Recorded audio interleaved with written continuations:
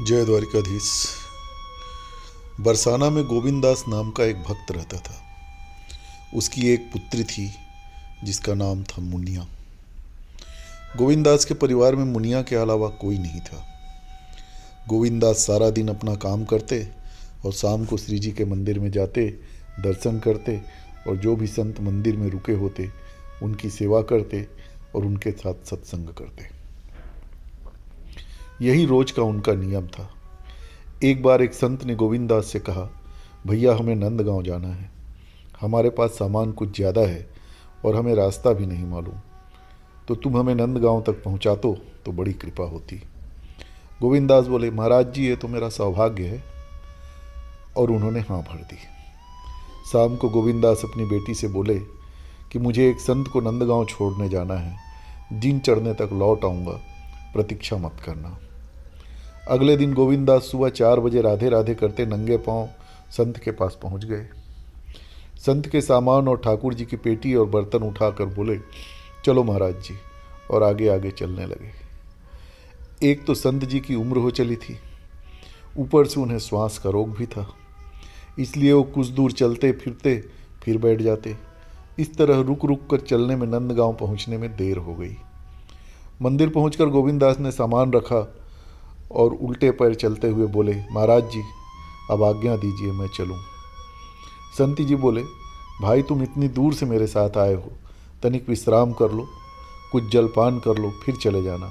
तो गोविंददास ने कहा, क्या कह रहे हो महाराज जी, बरसाने की बृषभान लली नंदगांव में ब्याही हुई है, अतः मैं यहाँ जल नहीं पी सकता। ये तो मेरे बेटी का ससुराल है, घोर पाप हो जाएगा। संत की आंखों में अश्रुपात होने लगे। संत बोले, ये तो कितने वर्ष पुरानी बात है गोविंददास, तुम गरीब भले ही हो पर तुम्हारा दिल बहुत नेक है। गोविंददास संत जी को प्रणाम कर राधे राधे करते हुए रवाना हो गए। सूरज सिर पर चढ़ाया था, ऊपर से गर्मी भी, तपती रेत उन्हें व्याकुल कर रही थी। भगवान को दया आ गई, वे भक्त गोविंददास के पीछे पीछे चलने लगे। एक पेड़ की छाया में गोविंददास रुके और बैठते ही मूर्छित हो गए। भगवान ने मूर्छा दूर करने के कई प्रयास किए, पर यह मूर्छा थी कि जाती ही नहीं थी।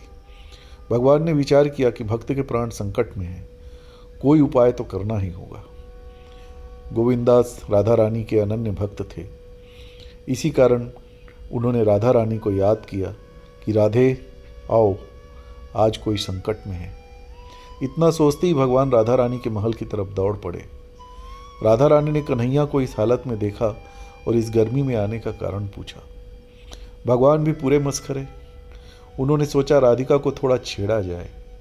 उन्होंने कहा, तुम्हारे पिता बरसाना और नंदगांव की डगर पर पड़े हैं, तुम चलकर संभालो। राधा जी चौंकी और बोली, कौन पिताजी? भगवान ने सोचा विलंब करना ठीक नहीं है, भक्त के प्राण संकट में है, इसलिए राधे रानी को सारी बातें समझाई और चलने को कहा। यह भी कहा कि तुमको गोविंददास की बेटी के रूप में भोजन जल लेकर चलना है। राधा जी तैयार होकर पहुंची। पिताजी पिताजी आवाज़ लगाई और जल पिया।